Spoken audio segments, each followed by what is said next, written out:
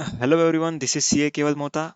I hope your results were good and hearty congratulations to all those who have cleared these exams and those who have unable to clear these exams. All the best to them. Don't worry at all. You can crack it in the next time. Don't worry. These failures are the part of our success. Okay.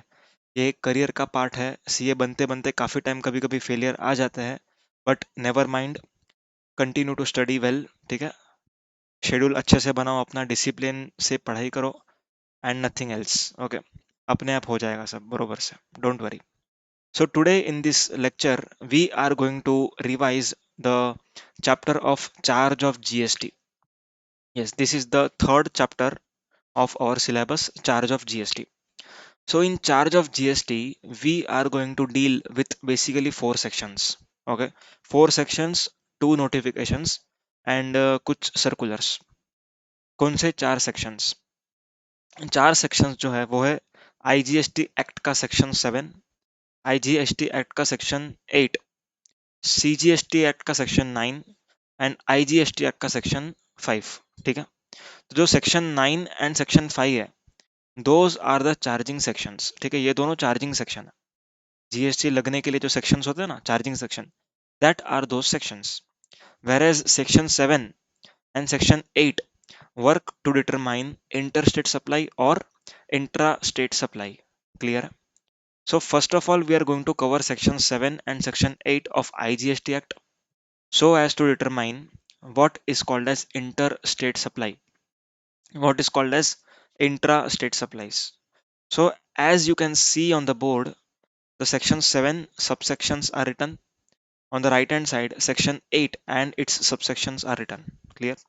So now let us discuss each and every subsection in detail. The first subsection, that is section 7 subsection 1. Section 7.1 is the provision for determining interstate supply of goods. Okay, what is the meaning of interstate supply of goods? Goods का meaning आप लोग को पता है, section 2 subsection 52 में सीखा है. Okay.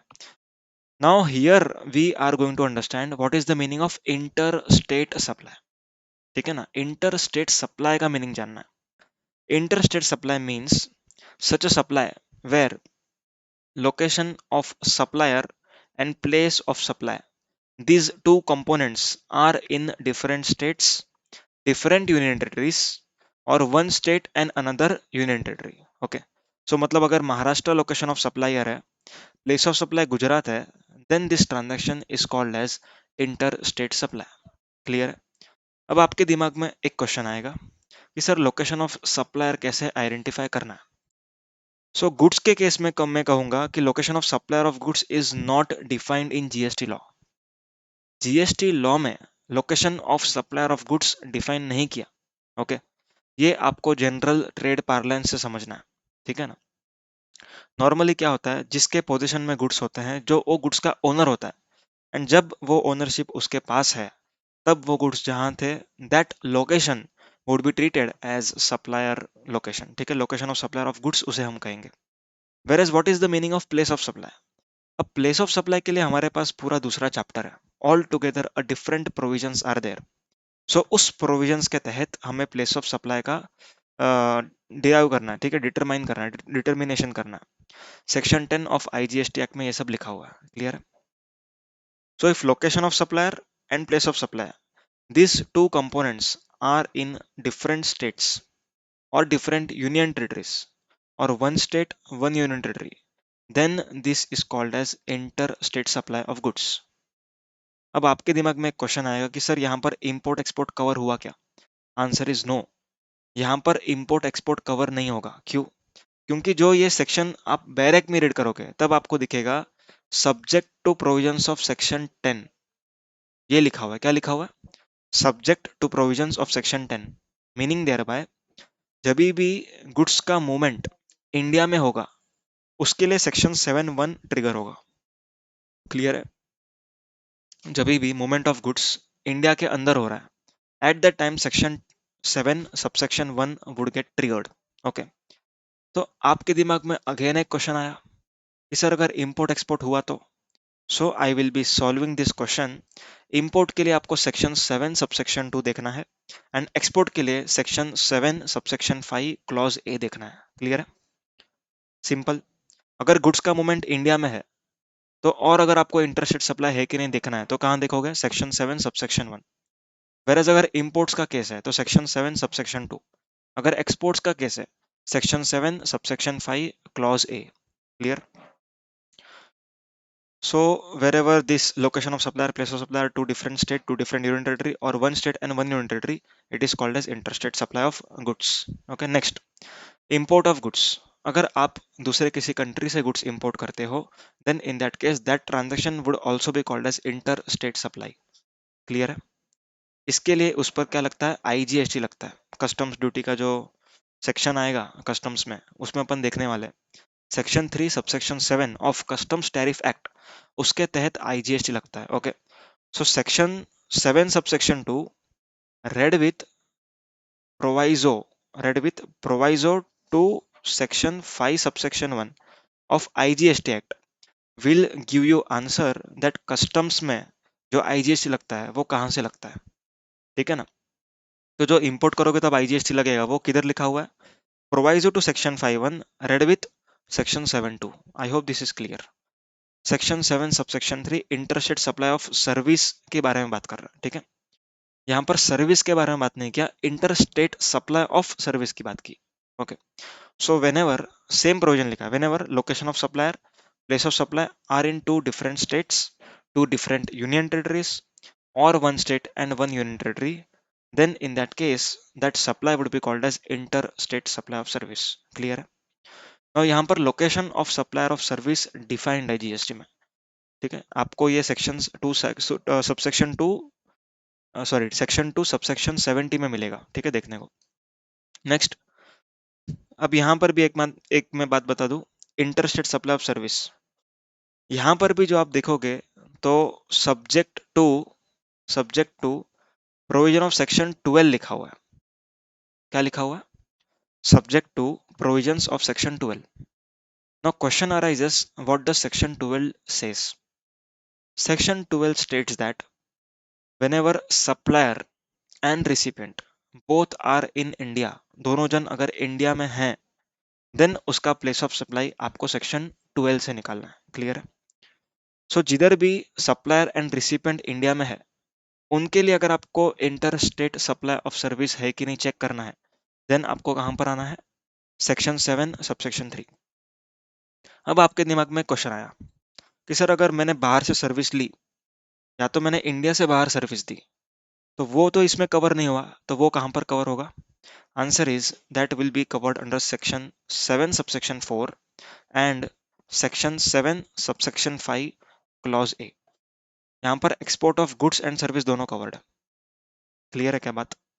So goods के लिए अगर हम बात करें तो सेक्शन 7 सबसेक्शन 1 अगर मूवमेंट इंडिया में है तो, अगर बाहर से गुड्स इंडिया में आ रहा है तो सेक्शन 7 सबसेक्शन 2, अगर इंडिया से गुड्स बाहर जा रहा है तो 7(5)(a). क्लियर? अगर मैं इंटरस्टेट सर्विस की बात करूं, अगर सप्लायर एंड रिसिपिएंट दोनों जन इंडिया में है, then section 7 subsection 3। If I am importing a service, then section 7 subsection 4। If I am exporting a service, section 7 subsection 5 clause A. I hope this is clear. Okay, so basically till now we have learned that import and export is interstate, no doubt, and बाकी चीजें that is goods and service भी interstate होंगी जब supplier and place of supply ये दोनों दूसरे states में है, दूसरे यूनियन टेरिटरीज में है, या तो एक अलग स्टेट में है एंड एक अलग यूनियन टेरिटरी में है। I hope this is clear. Okay, next, import of service.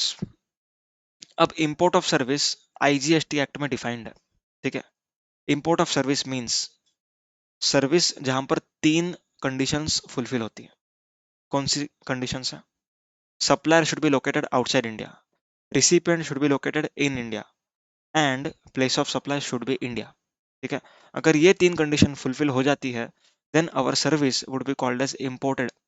Okay, हमारी सर्विस क्या हो जाएगी? इंपोर्ट ऑफ सर्विस हो जाएगी।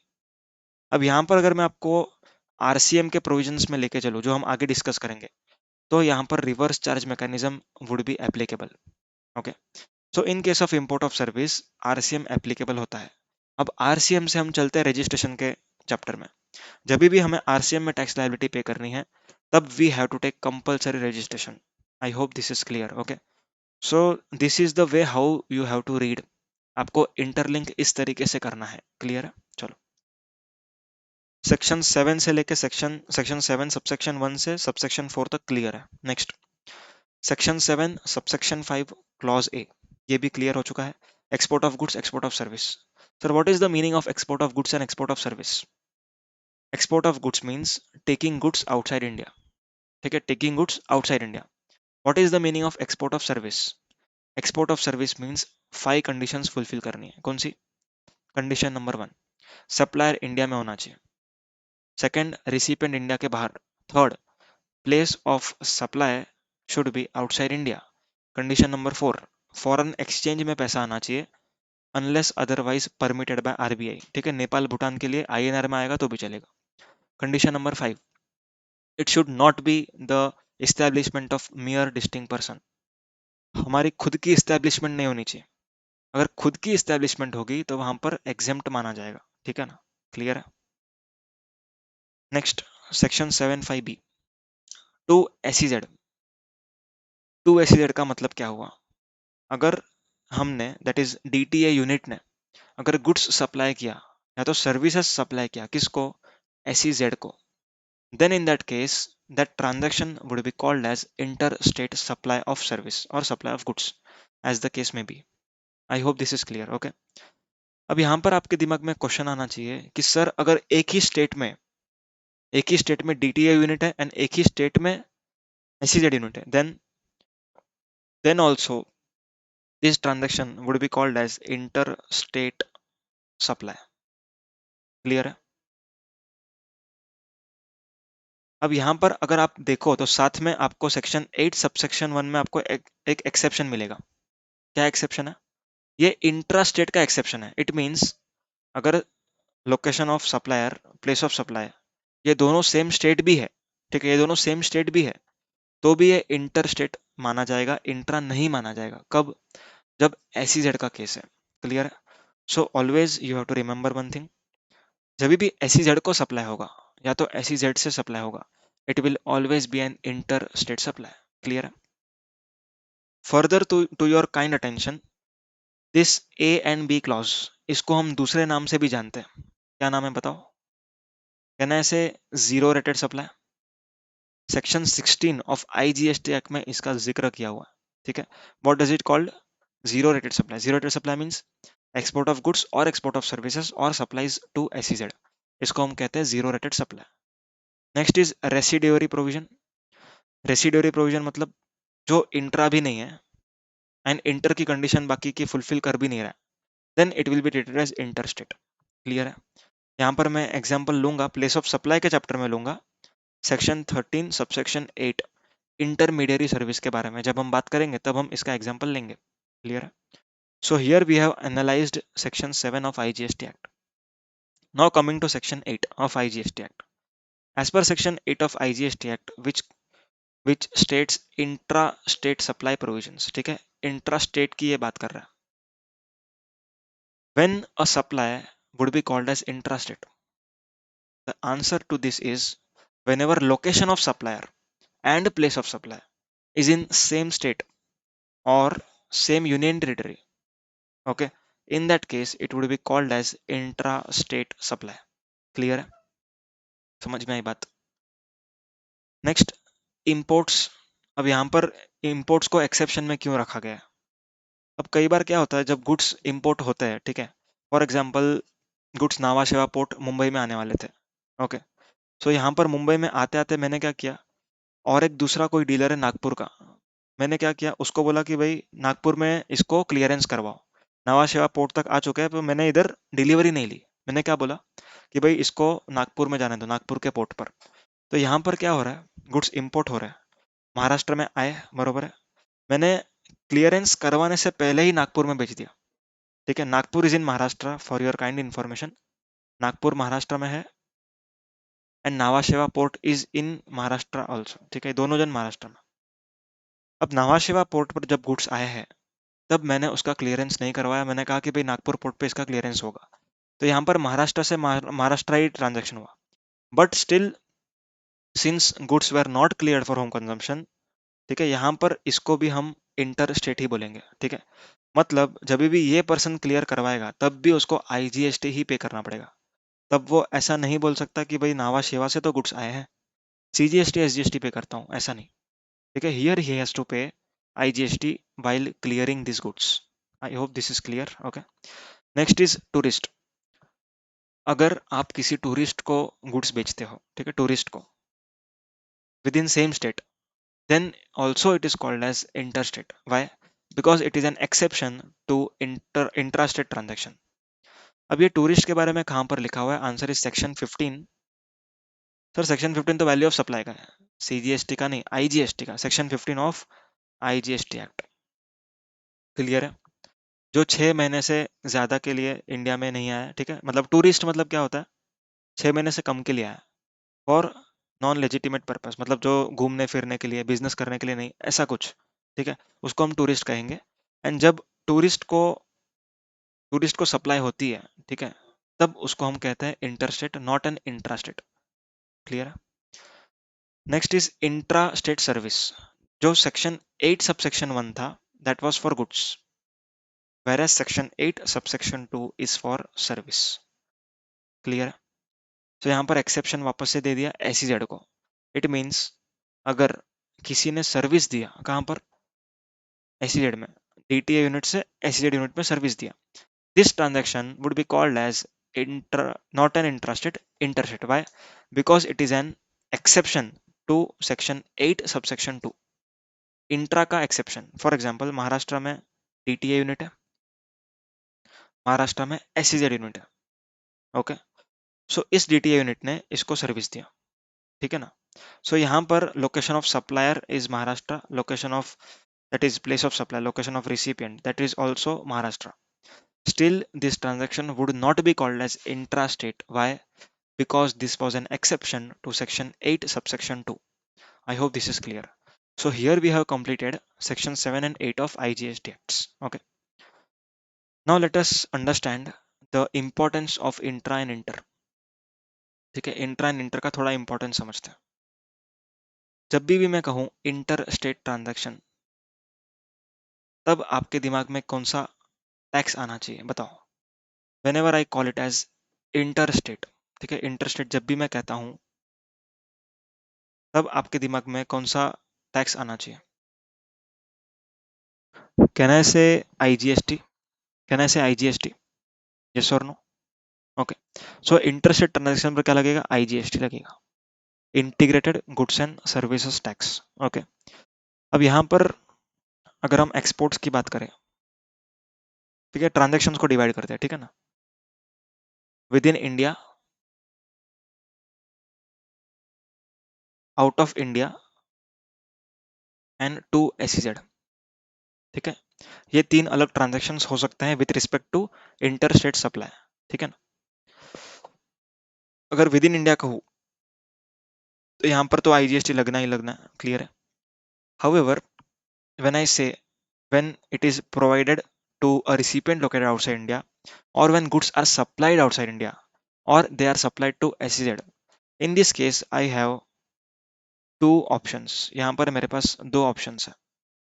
यहाँ पर मेरे पास क्या है? दो ऑप्शंस है।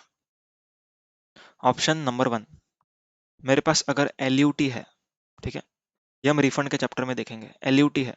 Second case, no LUT. जब भी मेरे पास एलयूटी है, तब मुझे कोई भी आईजीएसटी पे करने की जरूरत नहीं है। इसको हम पॉपुलरली कहते हैं a transaction without payment of GST. Clear? अगर मेरे पास एलयूटी नहीं है, देन मुझे आईजीएसटी पे करना पड़ेगा अपने पॉकेट से, ठीक है। पॉकेट से इन द सेंस आप आईटीसी से भी पे कर सकते हो, you can pay from cash और आईटीसी, ठीक है। इसका आपको पेमेंट करना है, एंड ये पेमेंट करने के बाद आपने आपने जितना भी पेमेंट किया उसका आपको रिफंड मिल जाएगा, ठीक है। तो यहाँ पर रिफंड किसका मिलेगा? आउटपुट टैक्स का। Output tax would be refunded, would be refunded. Clear? Whereas in case where you have LUT, आपके पास एलयूटी था, इन दैट केस आपको आपके आईटीसी का रिफंड मिलेगा, ठीक है, आईटीसी का रिफंड मिलेगा। सो यहाँ पर कुछ आपको एक मिसकंसेप्शन होगा मेरे ख्याल से, कि आप इस केस में, जो नो एल्यूटी वाला केस है, इसमें आप खुद ही टैक्स पे कर रहे हो एंड फिर खुद ही रिफंड क्लेम कर रहे हो। हाउएवर इस केस में मुझे आईटीसी का रिफंड मिल रहा है, मतलब मेरा बेनिफिट हो रहा है। आपके दिमाग में अगर ये मिसकंसेप्शन है तो इसको निकाल दो, ठीक है ना। इस मिसकंसेप्शन को आप साइड पे कर दो। क्यों? रीजन बता रहा हूँ, ध्यान ध्यान से सुनना। जिसने आईडीटी पहले कर रखा है उसको जल्दी समझ में आएगा। जब हम आईटीसी का रिफंड लेते हैं तब हमें इलेक्ट्रॉनिक क्रेडिट लेजर में एक डेबिट एंट्री पास करनी पड़ती है, या तो फिर हो ही जाती है, ठीक है। जब भी हम रिफंड अप्लाई करते हैं ऑटोमेटिकली RFD 01 से इलेक्ट्रॉनिक क्रेडिट लेजर में डेबिट एंट्री आ जाती है। Okay, so here my balance of ITC balance of ITC would be reduced to the extent of refund claimed. Clear? However, when I claim refund for this payment of tax, ठीक है, with payment, then in that case electronic credit ledger में मुझे कोई भी debit entry नहीं मारनी, कोई भी डेबिट एंट्री नहीं मारनी है, ठीक है। यहाँ पर यहाँ पर मुझे ऑलरेडी जो मैंने टैक्स पे किया है, ठीक है, IGST, उसका रिफंड आ जाएगा, ठीक है ना। अब एक और एक मैं इंपॉर्टेंट इनोवेटिव कंसेप्ट बता रहा हूँ, ध्यान देना। तो सर कब हम एलयूटी लेने चाहिए एंड कब एलयूटी नहीं लेना चाहिए, काफी लोगों का क्वेश्चन होता है, ये प्रैक्टिकली काफी लोग का क्वेश्चन होता है। अब यहाँ पर आपको जो रिफंड मिलता है आईटीसी का, this ITC does not include capital goods in its ambit. Input and input service, इसी दो चीजों का रिफंड मिलता है, ठीक है ना। कैपिटल गुड्स का रिफंड नहीं मिलता, आईटीसी मिलता है। क्लियर है? तो यहाँ पर जो आईटीसी है आपका, वो किस कहाँ तक सीमित होगा? Input and input service, capital goods का नहीं मिलने वाला। However, ये IGST को पे करने के लिए you can use you can use your ITC of input service as well as capital goods। तो जब भी आपने कैपिटल गुड्स का परचेस किया तब आप without LUT, that is with payment of tax का एक्सपोर्ट कीजिए, कैपिटल गुड्स के आईटीसी से उस टैक्स का पेमेंट कीजिए एंड देन इसका आप रिफंड क्लेम कर लीजिए। समझ में आई बात? तो इनडायरेक्टली आपने कैपिटल गुड्स का भी रिफंड क्लेम कर लिया, indirectly, not directly. Directly law में क्लियरली लिखा हुआ है, रूल 89 में, कि आपको कैपिटल गुड्स का कोई भी रिफंड नहीं मिलना है। क्लियर है? However if you do this tax planning you will be eligible to claim refund. Okay, आप प्रैक्टिकल लाइफ में इसको अप्लाई कर लेना, ठीक है। तो समझ में आईजीएसटी का कॉन्सेप्ट। अगर विद इन इंडिया ट्रांजेक्शन है तो आईजीएसटी लगेगी। अगर इंडिया से बाहर कुछ गुड्स या सर्विस जा रही है तो आईजीएसटी लगेगी, प्रोवाइडेड रिफंड मिल जाएगा, ठीक है। आईजीएसटी नहीं लगेगी if you have LUT. Same goes with SEZ transactions. Clear? If I से intra-state transaction, if I say intra-state transaction,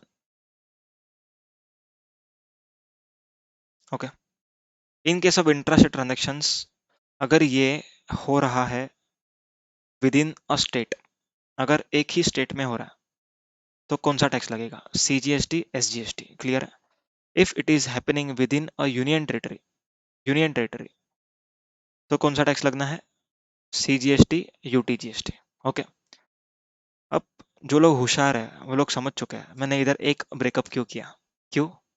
क्योंकि मैं अगले में लिखने वाला हूँ, देर आर 3 यूनियन टेरिटरीज जहां पर आप अगर ट्रांजैक्शन करोगे तो आपको CGST, UTGST के बजाय CGST, SGST पे करना पड़ेगा। कौन सी ऐसी 3 यूनियन टेरिटरीज हैं? दिल्ली, पौंडीचेरी एंड जम्मू कश्मीर। कौन सी 3? Delhi, Pondicherry and Jammu Kashmir. Clear? Very important point आपको याद रखना है।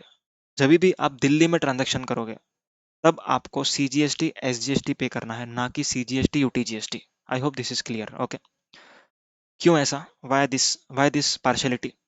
Answer is because this 3 union territories are with state legislature. इन लोग के पास अपनी स्टेट असेंबली है, अपनी स्टेट असेंबली है, ठीक है। स्टेट असेंबली मतलब उनका खुद का सीएम है, ठीक है, दिल्ली का सीएम अरविंद केजरीवाल जी, ठीक है। So they have their own assembly, they have their own legislative assembly. Okay, so इसीलिए इन तीनों यूनियन टेरिटरीज को एक अलग स्टेटस दिया। So these union territories are called as union territories without state legislature, and these three union territories are called as union territories with state legislature. So इस union territory में हमको CGST SGST लगाना है, not CGST UTGST, but these are union territories but with state legislature. Clear? So here we have discussed section 7, section and section 8 of IGST Act in detail.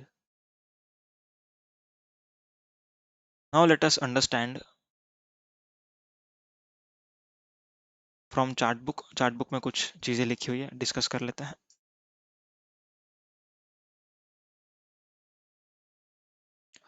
Point number 1 clear हो चुका है. Point number 2 हम सिर्फ उसके लिए देख रहे हैं कि यूनियन टेरिटरीज कौन सी है. ठीक है, इंडिया में कौन सी यूनियन टेरिटरीज है.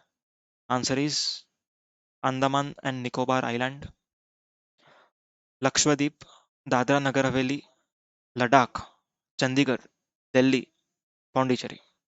ठीक है, अब यहाँ पर जो ये यूनियन टेरिटरीज है, दिल्ली, पौंडीचेरी एंड जम्मू कश्मीर, ये तीन ऐसी यूनियन टेरिटरीज है जहां पर अगर आप सप्लाई करोगे तो आपको क्या पे करना पड़ेगा. CGST SGST, not CGST UTGST. I hope this is clear. Okay, next. Export of goods और export of services and supplies to SEZ are inter state. हमने चेक किया है. Further these are zero rated. ठीक है, zero rated क्यों? Section 16 ने कहा है. नेक्स्ट. अब ये जो लिखा हुआ है ये सेक्शन 9 ऑफ IGST एक्ट में. ठीक है, टेरिटोरियल वाटर्स से अगर आपने सप्लाई किया तो क्या. सो आंसर इज जो भी नियरेस्ट बेस लाइन है, nearest coastal line, that state would be called as place of supply. ठीक है, वहां से आपने सप्लाई किया माना जाएगा. If location of supplier and place of supply is in territorial waters, then location of supplier and place of supply shall be the coastal state और union territory where nearest point of appropriate base line is located. अगर महाराष्ट्र के नजदीक है तो Maharashtra will be the place of supply. Clear? Okay. Now coming to the discussion of charging sections. ठीक है, अब हम डिस्कशन करने वाले हैं चार्जिंग सेक्शंस का. A very very important discussion. Why charging section is important. सबसे पहली बात तो चार्जिंग सेक्शन इंपॉर्टेंट क्यों है. Can I say as per article 265 of constitution of India, क्या कहता है वो article. No tax can be levied unless otherwise by authority of law. मतलब एक लॉ होना चाहिए, वो लॉ के तहत ही आप टैक्स लगा सकते हो. ओके, सो यहाँ पर लॉ होना चाहिए. तो लॉ कौन सा है? GST law. अब GST लॉ में भी स्पेसिफिक है. अगर इंट्रा है तो 9, इंटर है तो 5 ऑफ IGST, इंट्रा है तो 9 of CGST and SGST respectively. Okay, so now let us understand section 9 subsection 1 of CGST act. एक बात आपको बता दूं, जो भी सेक्शन 9 में लिखा हुआ है same to same ditto copy paste section 5 में भी लिखा हुआ है. ठीक है, for inter state transactions. Now let us understand what has been written in section 9 subsection 1.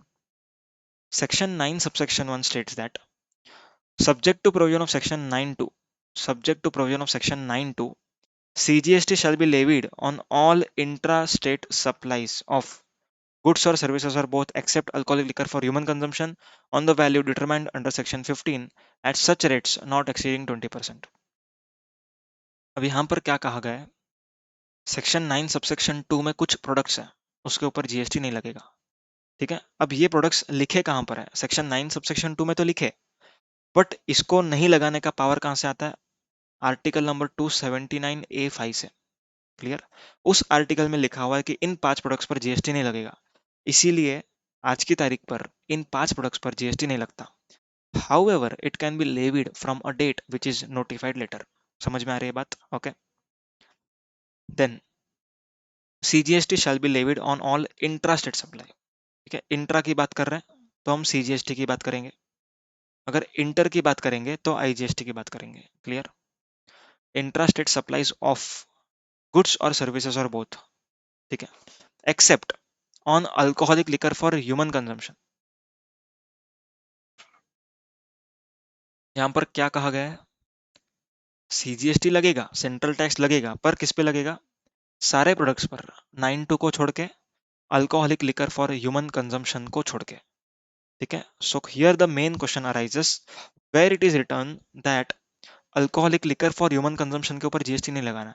So answer is article number 366 12A। Article number 366 12A।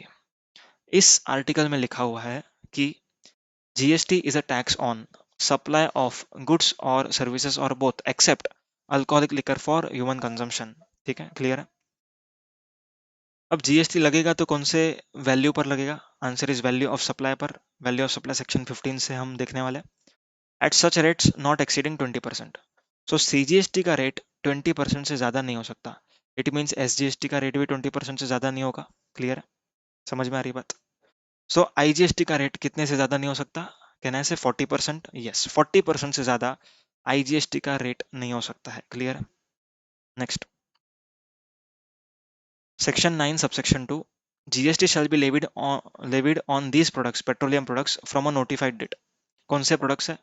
Petroleum crude, high speed diesel oil, motor spirit, natural gas, aviation turbine fuel. इन 5 item पर GST अभी नहीं लगेगा, आने वाले time से लगेगा, ठीक है। जब भी जीएसटी काउंसिल रिकमेंड करेगा कि लगाओ, तब से लगेगी। क्लियर है, okay. Now the very important section, section 9 subsection 3।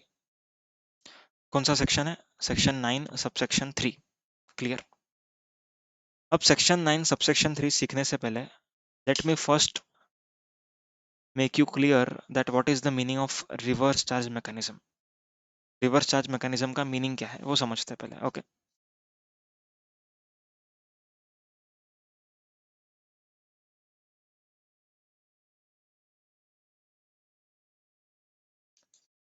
Normally GST is paid by GST is paid by supplier, ठीक है, is paid by supplier. Supplier deposit करता है जीएसटी किसको? गवर्नमेंट को। क्लियर। कैसे डिपॉजिट करता है? रिसिपिएंट से कलेक्ट करके, ठीक है। For example here A is a supplier, B is the recipient, okay, and here it is government. यहाँ पर एक गवर्नमेंट है। क्लियर। अब क्या होगा? बी ने इसको इंक्लूडिंग जीएसटी पे किया। Now GST would be deposited by supplier to government. Clear. However in case of RCM, that is reverse charge mechanism, उसमें क्या होगा? सेम एग्जांपल ले रहा हूँ। यहाँ पर रिसिपिएंट सप्लायर को टैक्सेबल वैल्यू का पेमेंट करेगा, ठीक है। मतलब अगर मैं कहूँ 100 प्लस 18 इज 118 टैक्स को मिला के, so only 100 would be paid by recipient to supplier, then rupees 18 would be paid by recipient to government directly। Clear है। इसको हम कहते हैं reverse charge. India is a sector of unorganised people, ठीक है, यहाँ पर अनऑर्गेनाइज सेक्टर्स काफी ज्यादा है। सो इसीलिए यहाँ पर रिवर्स चार्ज मैकेनिज्म का कंसेप्ट बनाया गया। क्यों? क्योंकि जब छोटे छोटे लोगों को हम माल सप्लाई कर रहे हैं, ठीक है, मतलब छोटे लोग जब सप्लाई कर रहे हैं बड़े लोगों को, तो छोटे लोगों से टैक्स रिकवर करने के बजाय ये ज़्यादा बेटर होगा कि बड़े लोगों से टैक्स वसूला जाए, ठीक है, क्योंकि वो लोग प्रॉपर कंप्लायंस करते हैं, प्रॉपर रिकॉर्ड्स मेंटेन करते हैं। So it would be very easy for government to assess them.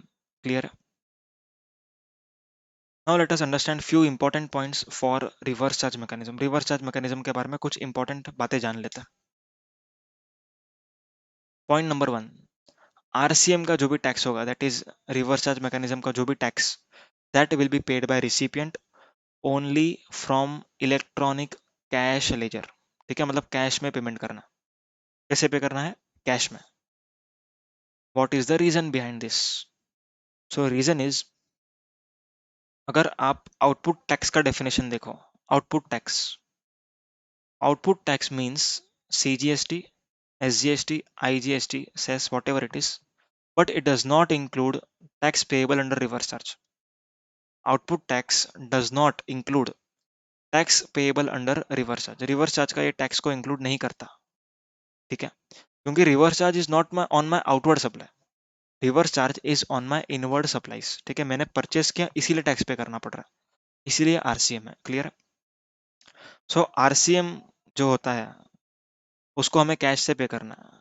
क्यों? क्योंकि आउटपुट टैक्स को आप आउटपुट टैक्स को इनपुट टैक्स क्रेडिट के साथ सेट ऑफ कर सकते हो, इनपुट टैक्स क्रेडिट के साथ। ये कहाँ लिखा हुआ है? सेक्शन 49 बी में लिखा हुआ है, clear? So since output tax does not include reverse charge liability, output tax does not include reverse charge liability, this RCM cannot be paid through cash. ठीक है, cannot be paid through ITC, ठीक है, cannot be paid through ITC, RCM liability ITC से पे नहीं होगा, क्यों? क्योंकि वो आउटपुट टैक्स ही नहीं है। Only output tax would be paid through your ITC। I hope this is clear. Next, अगर आप ऐसे रिसिपिएंट हो, अगर आप ऐसे रिसिपिएंट हो जिसको आरसीएम में टैक्स पे करना है, तो उनको जीएसटी में कंपलसरी रजिस्ट्रेशन लेना पड़ रहा है। सेक्शन 24 में लिखा हुआ है, क्या लिखा हुआ है? दोज पर्सन हु परचेज और who avail services which are taxable under reverse charge, that person has to compulsorily get himself registered under GST. Okay, however section 23 में ऐसा लिखा हुआ है कि ऐसे लोग जो ऐसा सप्लाई करते हैं जिसपे आरसीएम अट्रैक्ट होता है, उनको रजिस्ट्रेशन लेने की जरूरत नहीं है। क्लियर है? मतलब रिसिपिएंट को कंपलसरी रजिस्ट्रेशन, सप्लायर को नो रजिस्ट्रेशन। क्लियर है क्या? समझ में आई बात? So this are the few important points with respect to reverse charge. In the next lecture, मैं इस लेक्चर को दो पार्ट में तोड़ रहा हूँ ताकि आप पे बर्डन ना बन जाए, ठीक है? सो नेक्स्ट लेक्चर में, दैट इज नेक्स्ट पार्ट में, we are going to understand RCM की entries and we will be understanding e-commerce operator, ठीक है? So these two things I am going to explain in the next video, that is second part. Thank you very much.